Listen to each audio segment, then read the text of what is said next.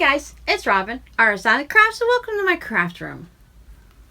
A few weeks back during one of my WiP Wednesday videos, I showed you guys a crocheted crown that I'd made for a customer. It was this nice, deep, rich purple colored. And I'd mentioned on that video that I had to learn a new stitch. It was crochet into the third loop. And I had a few of you comment and asked if I could show a video on how I did the stitch. So I'm a little bit behind, but here's your video.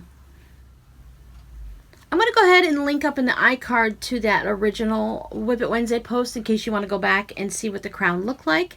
And then I'm going to go ahead and show you how I did the stitch. I'm using a nice light colored, this creamy beige color. Hopefully we'll be able to see the stitches really well. I've just gone ahead and chained something like 20, 25, whatever. And I worked back and forth a little bit in half double crochet. The pattern actually uses half double crochet, so I thought I'd go ahead with that stitch. Now, when you normally crochet, there's a few different ways, there's several different ways you can actually do your stitch. But when it comes to doing it into the loop, these are the loops that they're talking about. For any of you knitters out there, you can see it just looks like the V's from knitting. And when you crochet into the loop, you normally would crochet into both of them. All of these rows and stitches here, as you can see that I've crocheted into both of them. If you crochet into one or the other by itself, it gives you a kind of like a rib look that comes up and down. So you'll have a section that's in and a section that's out.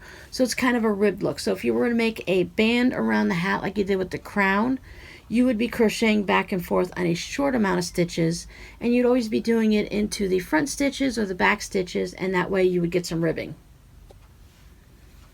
Once you're done with that part of this is a free pattern. It is linked to in that first video, but I'll go ahead and link it down here also for you. In that first design with the crown, you go ahead and put everything into a circle, and then you're going to crochet round and round. It's the same thing, doing it flat, so we're just going to do it flat for ease.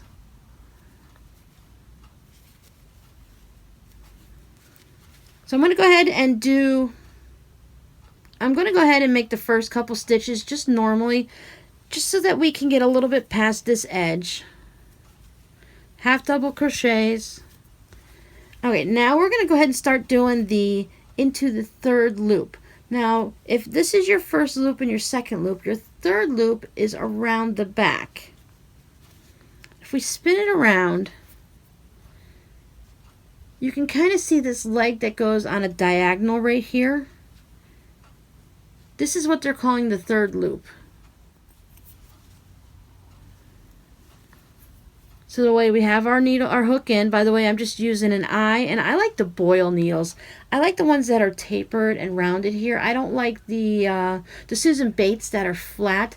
The Susan Bates are great because the hook doesn't taper when it gets to the tip. It stays the same width, so you don't have to worry about your stitches getting tight here and then trying to stretch them over here. It's a great hook for beginners.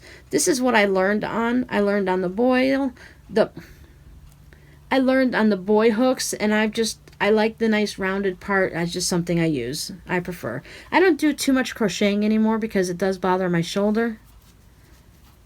So I'm going to yarn over because I am doing the half double crochet. This is where I would normally go if I was going to be making the stitch. So then I just go straight down into, grab this one here. And then I crochet into it. And I wouldn't do anything to the top one. So I go over. I grab this one that's just kind of like sticking out and looking to be grabbed. So then I'll yarn over. And this is where I would normally go. So I peek around the back. The first few times you're trying to get it, it takes a little bit to find it. So there's my little loop right there. I just finish off my half double crochet. So then as you get going, it becomes easier and easier to find.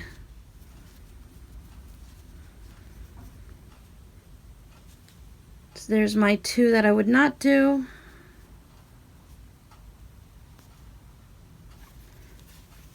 Then I grab it. As you get going, you can just easily find it. And if you accidentally crochet into the wrong spot, as long as you're getting the loops and it's going to be secure, you're going to have the same look. See, as I go around like this, as I get going, I can just go faster and find my regular speed. And it's just easy to grab that vertical loop right there. And it's just from making the stitch on the row below, of course, the same way it is with all the crochet stitches. It just seems to be the first couple that you're doing that it takes just a little bit to find exactly where that stitch is.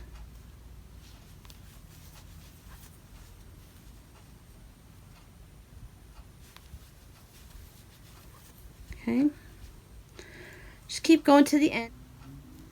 So I just use my nail to just help me get into that one at the end, because sometimes the way you're doing the stitches at the end, it's still a double crochet or whatever, a half double crochet. Sometimes the stitches just get a little bit tighter there. Okay, so I got enough for one more. Just help it out a little bit. I found that as I got going, the more rows I did, the easier it became. And what this does is it stacks them like this so that they're going behind the row ahead of it previously. So instead of being on top of each other and flat like this, you get these ridges. It's a nice look. It's something to have a different texture. I have also seen this called the camel stitch recently. I'm not really sure, maybe because there's a hump or something. There's always a reason for them. Like I said, I'm not really part of the crochet community anymore, so I'm not really up to date on everything. But since we just did through the third loop on the back of the project, we're going to go ahead and turn our work, and I want to show you how you can do it also through the front. So I've chained 2, and remember the first few stitches are always the hardest. Now this is going to be maybe a little bit easier for us to see because it's right on the top of our work. So these are where we would normally go ahead and crochet through. These are our front loop and our back loop. Our front loop and our back loop. It's in relation to where you're standing. Since I'm right here, this becomes the front and that becomes the back of my project. And the one we're going to be going into is, you see how there's this little loop that goes right across like this?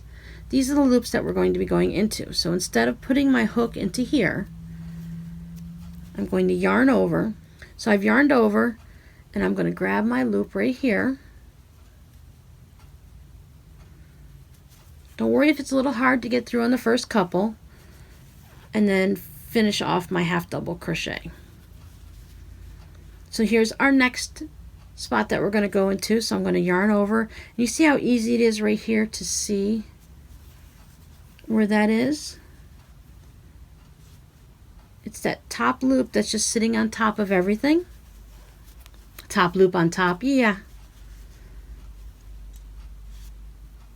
This yarn seems to be just a little bit fuzzier.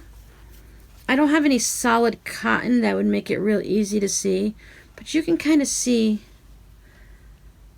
where this loop is just coming right across here. We're just going to grab that loop.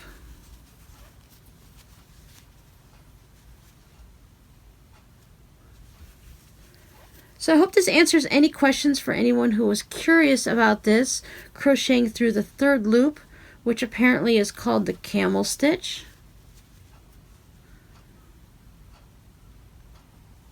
Crochet has a lot of terms and a lot of different stitch terminology that they like to use.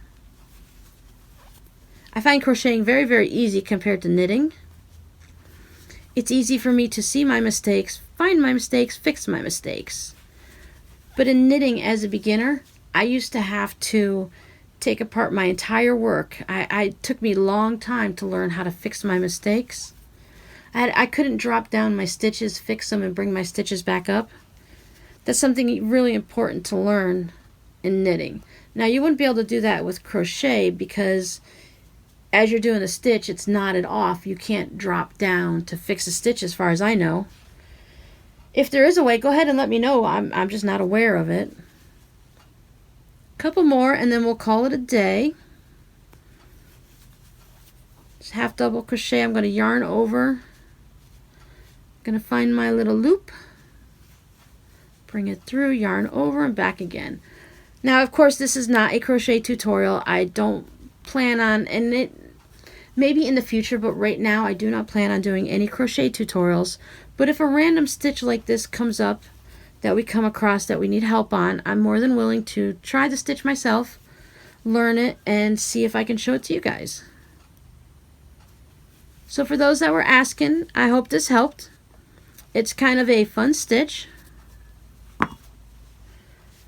I like this ridge that it gives across here. You'll see in the crocheted crown that it has this nice row of lines that go this way. It makes it look like a knit stitch because it's bringing that V from the top up here, our top V, and it's bringing it forward to the side. So it's giving you that decorative edge.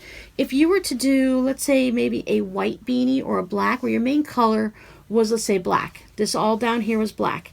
Then you could do a couple of these camel stitch rows in rainbow colors or team school colors or sport teams colors, and then you have that extra pop that comes across here. Right now, all in one color. It just becomes a texture item. But if I were to throw some purple or some orange in here, that would really pop against the cream colored. It is not a reversible stitch as far as I can tell. Most of the time I've seen it has been in circular in a hat. It'd be nice in a cowl also. That would definitely add a bit to the warmth too, because you're not having as much open area as you would here, because these are really piled on top of each other. So that would make it extra snugly warm and a little bit heavier too. But this is what the reverse side looks like. So I hope that helps everyone. I'll see you guys next time. Bye.